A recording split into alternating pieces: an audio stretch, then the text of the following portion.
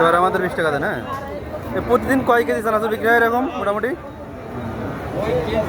হ্যাঁ, আইডিয়া থাকে না, তাই না?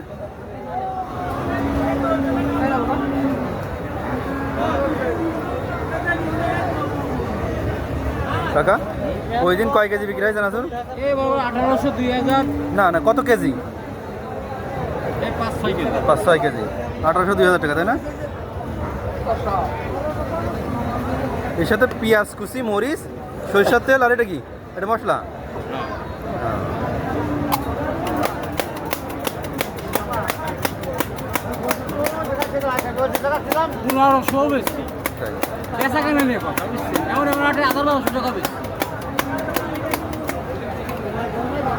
মোটামুটি কত 500-700 খাইয়ে।